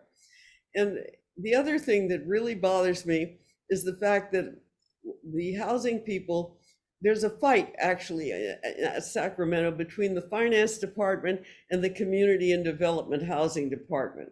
The finance department says that our population is declining by 1960, but the community and development housing that all these laws are based on said that the population in 2017, they said the population was going to increase by 12 million people. So the housing laws are based on the increase in population, but the finance department says, no, we're going to have a decrease in population. Well, it really doesn't matter, because the bottom line is that there are a lot of people, working people, who don't have access to good housing, and we need a lot more housing for people who make less money, less than $100,000 a year. Most Californians earn less than $70,000 a year. Half the population of California earns $50,000 a year. So this is the kind of housing that we really need. And we're going to have to fix Prop 13 to get it. And we're going to have to tax the rich. And we're going to have to move forward in a different way than what's going on. We have all these legislators passing laws that encourage developers to build this expensive housing that's beyond the reach of most of us. There's a house apartment building in Berkeley that was renting for $5,100 a month. Well, who can afford $5,100 a month? Let me ask you. I certainly can't. So this is what my issue is. We need to have somebody up there in Sacramento who's going to come up with the facts and the figures and make the difference about how these laws are designed and who's going to carry them out and why they're going to carry them out. And I promise I'm only going to serve one term if I win. I have no money in back of me. I have no endorsers of fame. I have a lot of local people who have endorsed me. And I'm going to be a name on the ballot. And so if you want to protest all that, you can vote for me. Now, if you would like to ask questions, now's your chance. Joaquin, do you want to run the question thing? Oh, I don't know how to do that, but Oh, I have okay. a question. I have a question. Well, there's two people ahead of you. I'll go ahead and run it. Yeah. Okay, Cordell, you have a question? Yes, Margo, you just took one of the issues that I had that I was going to raise, but I had a different. The question is, how are you going to, reshuffle the finance and community housing departments on, on affordable housing? So that was my only question. Well, somebody's going to have to bring attention to it. I mean, as long as all the legislators are falling in line with their figures say we need 180 units of housing a year. 180 units of housing a year, and they give you these regional allocation needs assessment allocation figures for each city that they have to comply with. Well, those figures are wrong. And if somebody has to go to Sacramento and say they are wrong, and we need to get a handle on reality. The other thing that I really object to is the fact that our local city councils and our local county supervisors know what local conditions are. They know the fire evacuation routes. They know the hazard fire areas. They know where the sea is rising and where the shore is eroding. They know what the steep slopes and the landslides and the abandoned oil wells. And to have a state law that just says you can build housing anywhere you can buy a piece of land is really violating a lot of environmental conditions that local people know where they are and what they're doing. Oh, and about Igor was talking about the electrical issue. I'm totally supportive of solar for everybody. And one of the things that they talk about in housing, or they don't talk about in housing, is how much water is this housing going to use? Where is it coming from? How much electricity are we going to need? And where is it going to come from? If we have a lot of this housing going up, we have electrical cars, we have all the use of electricity. I mean, the university is building all these new buildings because the electrical demands are so great, the old buildings can't accommodate them. And we have, and solar is being made it more expensive for us to invest in, and more expensive. I mean, it doesn't make any sense. I'm all for you, Igor, and your solar issue. Oh, and the water issue. Let me say one more thing about water. I read the Spur report. Spur is a group that's pro-housing in San Francisco.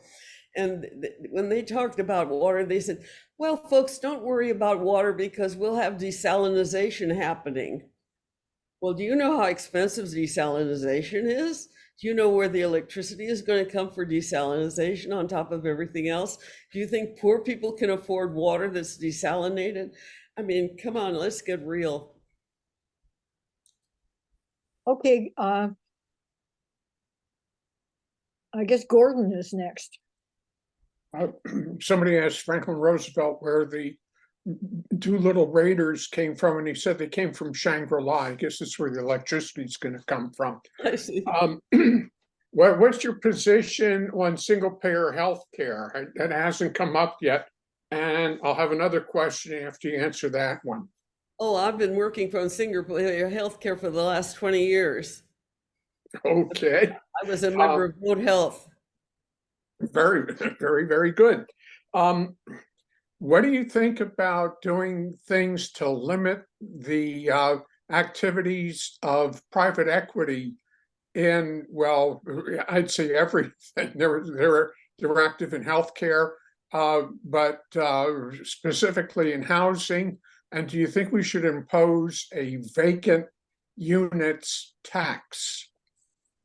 Well, we have imposed a vacant units tax in Berkeley, and the housing equity. You're talking hedge funds, aren't you?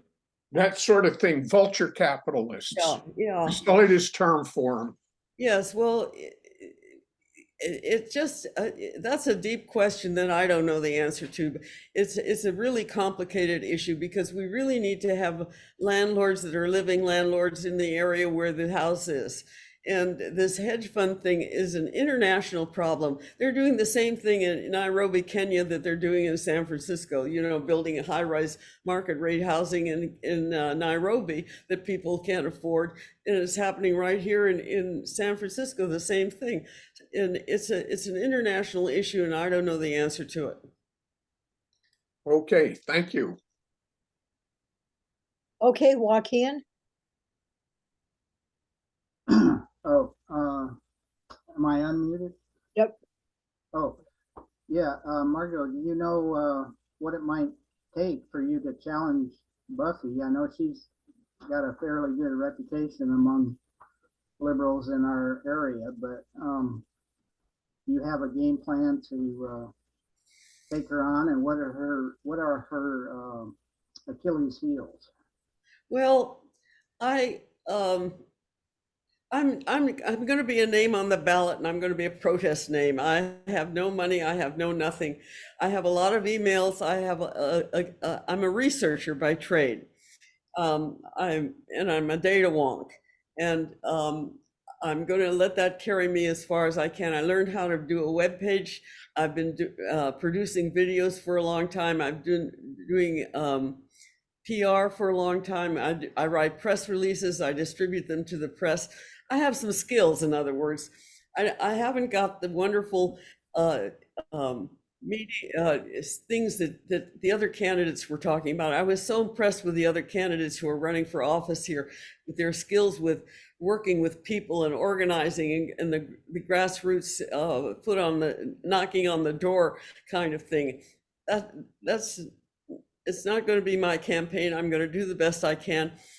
The curious thing is I ran into somebody I went to the campaign training session in Oakland a week ago Saturday, and I ran into a woman from Pinole, and I said, I'm going to be running against Buffy Wicks, and she says, oh, we hate Buffy Wicks. I said, you hate Buffy Wicks? I mean, who do I know about this? And she says, yes. She has never come to Pinole. She's never come to Hercules, and we've never seen her. And I'll send me your stuff. So that's what I'm assuming, that there's some other people out there like that, and I'll be sending them my stuff. Okay, next person, Michael. So I'm a scientist. So in my opinion, content counts. Presentation counts sometimes. Yes. But I have an example. Some of us know Chris People, who's director of transportation district or something. He said to me one time, I never campaign, but I get elected every time. So it's because he's got content. Margo, I think you have content. You have knowledge. So you have my vote. So I'm here to encourage you. Thank you. Thank you very much. Okay, do we have other questions? If not, I want to make a comment. When I voted in the election in 2022, when I got to the assembly person for this district, the name there was Buffy Wicks. So I didn't vote for anybody. So you have given me somebody I can vote for. Exactly. And I know a lot of other people feel that way too. Yes, that's exactly the point. And I got a nice telephone call from Shirley Dean, the former mayor of Berkeley. And she says, she's endorsing me.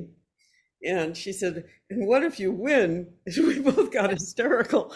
I mean, can you imagine a 93-year-old woman running, being in the state legislature? I'll do the best I can, but I'm a lot better off than other people that are wandering around. Okay, would anybody else like to make a comment or a question of Margo? I'm only going to serve one term, so there'll be an open seat next time, and you can have a wonderful younger person take over. Thanks for sharing. Jerry, did you want to say something? It looked like you were talking. I just wanted to say that Mark has to stand up. I just want to say to Margo, don't talk yourself down now. You're the candidate. So don't be all this self-deprecation that you're doing and, oh, wouldn't it be funny if I was elected? No. Okay, thank you. I won't. I want you to actually have people get excited about the notion of you getting this. And just speaking as an environmentalist in this area, Buffy Wicks has kept her door closed to us. And for a lot of local concerns, and it really is something. And I don't know if it's because of grudges or because of apathy, but it's been surprising. And this is somebody I worked with and worked against, but I am surprised by her closed door policy as an assembly member for this incredible area. So I'd like to ask you a question, sort of on the sly. I don't know what to do with it. I went online and I downloaded the spreadsheet for Scott Wiener and for Buffy Wicks, and I counted up the contributions that were made by the real estate and building industry, and both of them received $500,000 each. And I don't know whether to mention that or not. absolutely. Just say where people get their money from. You can tell how they're going to vote and what their policies are by who funds their campaigns. Right. Well, we have the same thing with Jesse Arreguin, who's running for Senate. Well, don't conflate a lot of other races. Just concentrate on your own. Thank you. I appreciate I need all the help I can get. Okay, Joaquin, do you have another question or? Just one last advice maybe is to highlight the bill that she co-authored, I think, with Scott Wiener about, loosening the CEQA requirements, which is an environmental issue. Yeah, she voted to weaken CEQA and the environmental issues, and she voted to build on People's Park. Right. Yeah. And those are important issues to me, and they're important issues to Berkeley. Okay, is that it on questions, or would I'd somebody? like to make a comment too, just like Jackie said, that you're never too young and you shouldn't be discounted because you're too young. You shouldn't be discounted when you still can make a contribution no matter what your age is. That's right. Thank you. Thank you. Okay, I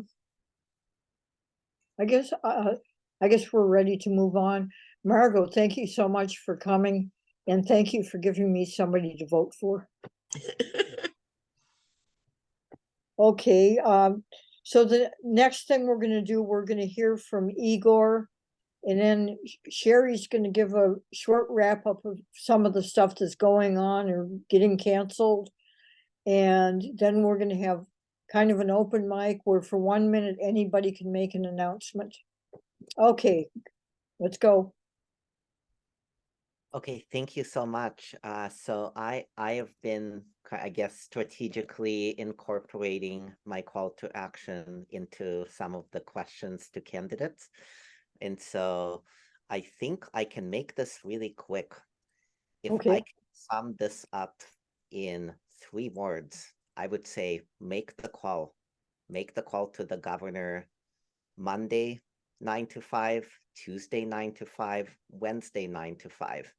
There is a really bad decision, proposed decision that we have been able to, through a lot of concerted community advocacy with the support of organizations like Our Revolution.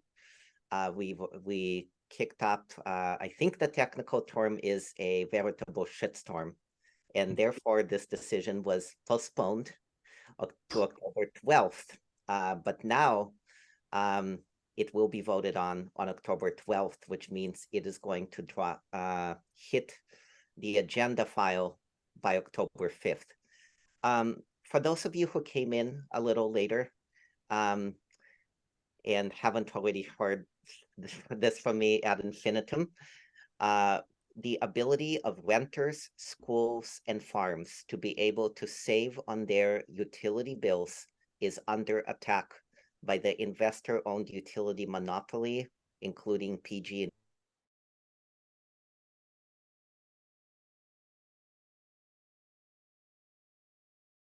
Put in a decision that carbon copies the utilities proposal, defies the laws of physics, and is downright discriminatory because it denies renters, schools, and farms, and particularly renters, the same opportunities that are available to single-family homeowners with solar right now.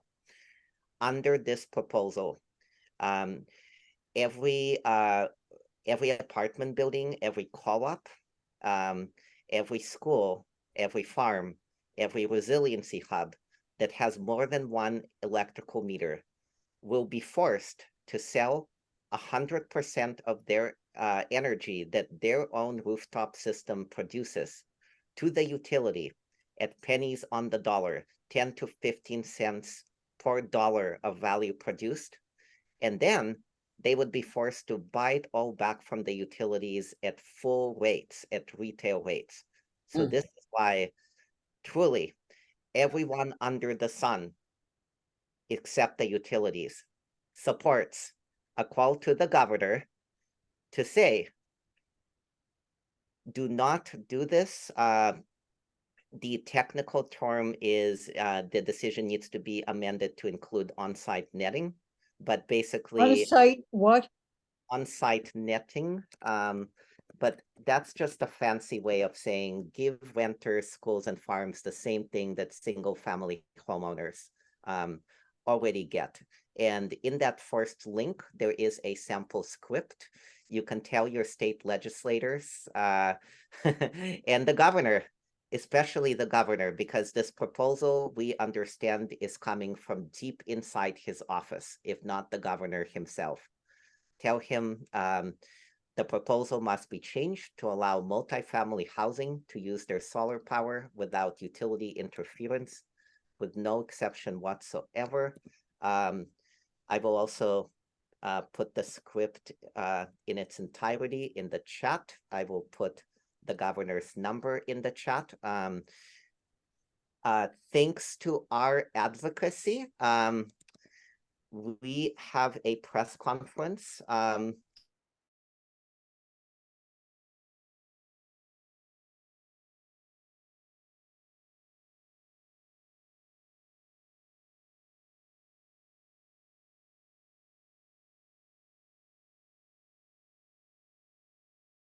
all the other things that have been said about her policies today.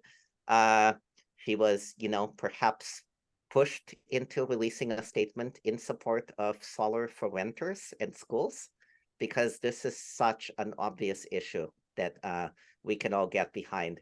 Oh yeah, and also when you call the governor, please tell him to appoint Barbara Lee. Very important. Yes. And then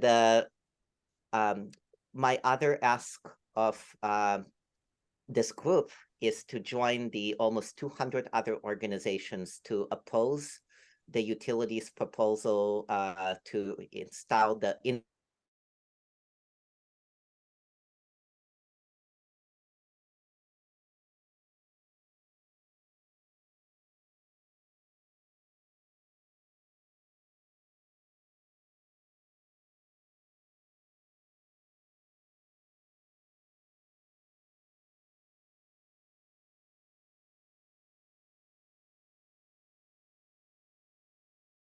Could you again? Happy to. Okay. Wonderful. And allowed a vision that has allowed PG&E and the other investor-owned utility monopolies to do this. The impact to working families and renters in particular is, again, an $800 to $1,500 a year increase to their utility burden, which they would get hit with whether they even use electricity at all. Like they could be gone for a month and be hit by a $110 a monthly utility bill. That's why this is so important. Thank you for being in the fight. Oh, clean power to the people, and let's make the call together. Okay, or Igor, thank you so much. Thank you, Igor. Make the call. It's important, everybody. Make the call. Yep. Okay, Sherry, you want to do a quick wrap up of any events? Sure. that happened or not? I just wanted to sort of feature the endorsed candidates that our revolution has already endorsed.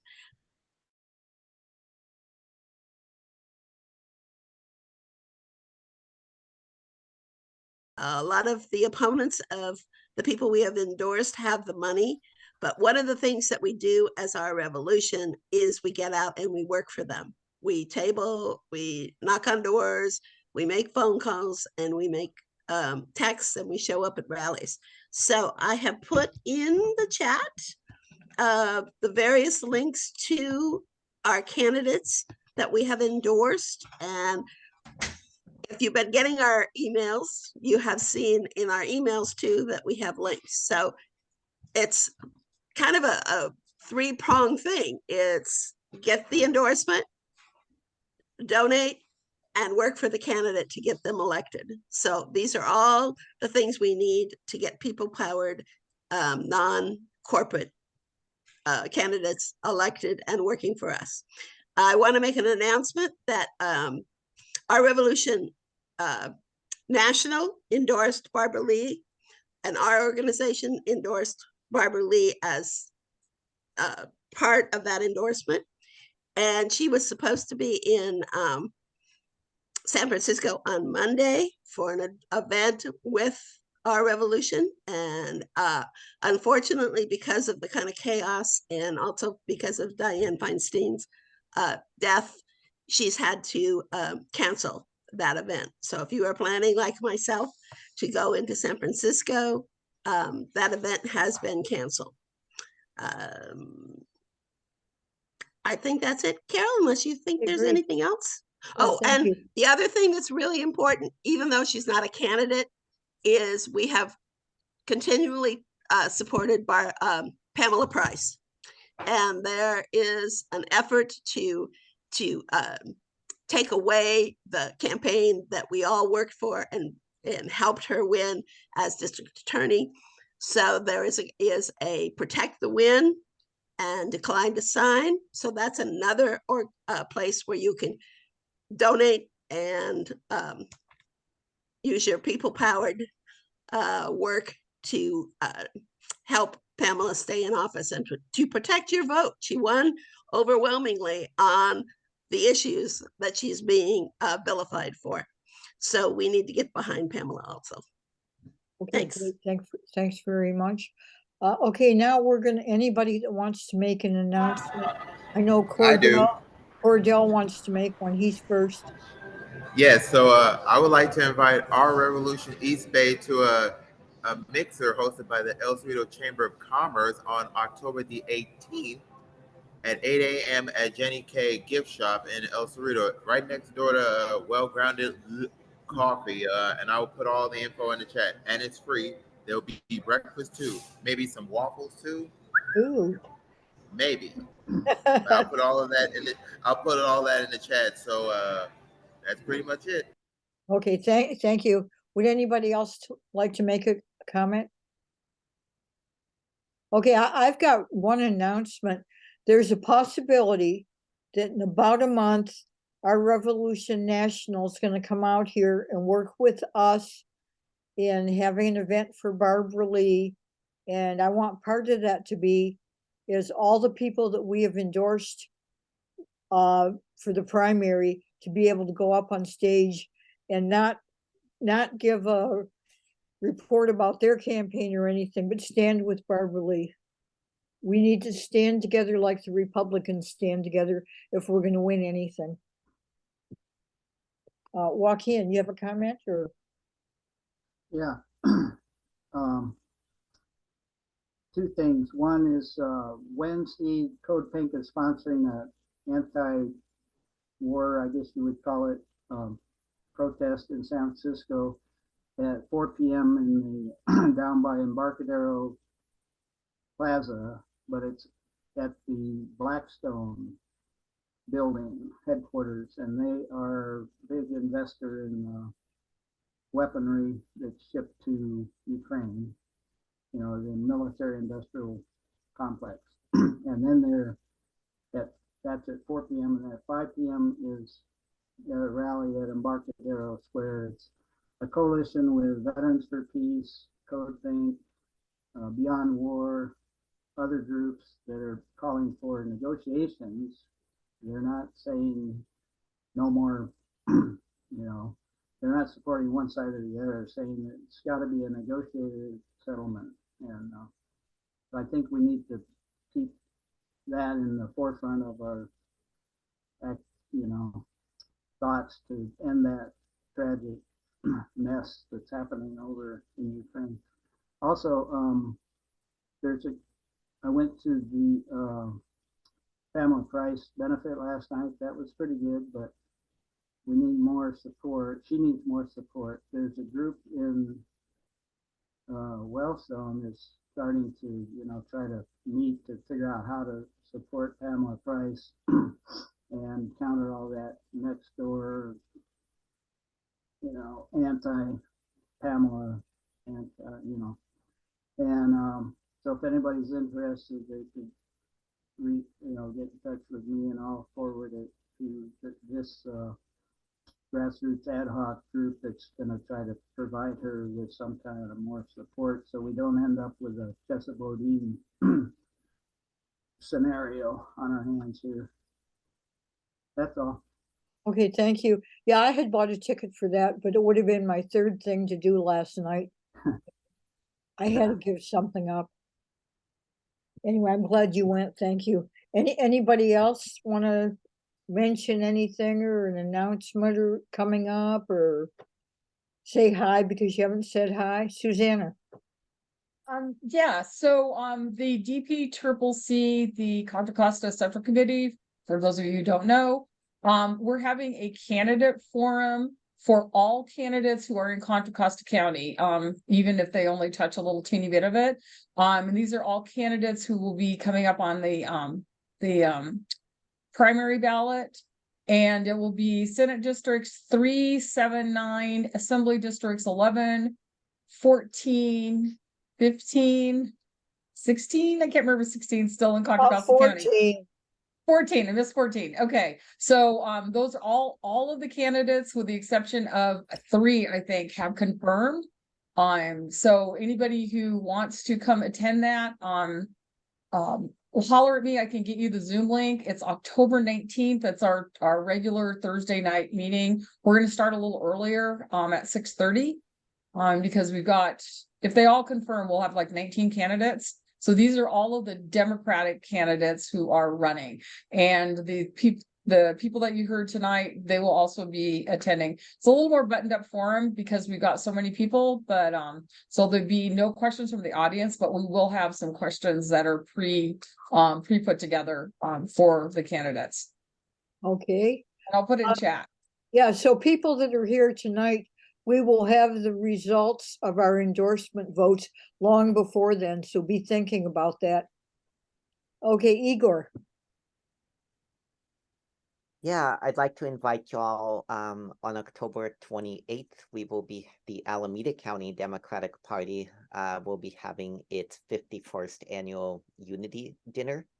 And it's 6 to 9 p.m. At the Oakland Hilton. I will put in a link in the chat, and would love to see you there. Not only is this the one fundraiser a year that really goes the most to keep our lights on, but it also funds our program to elect endorsed Democrats, including, there's a lot of overlap between OREB East Bay endorsements and Alameda County Dem Party endorsements. One case in point, I believe we all have endorsed Sasha for the Oakland Unified School District special election. And everything that we raise, a portion of it will go directly into funding efforts to put a progressive majority on the Oakland School Board. So thanks so much. Okay, anybody else want to say hi or anything? or shall we close? Okay, that's it, folks. Thank you. It ended up being over 2 hours again. We'll see you next time. Bye-bye.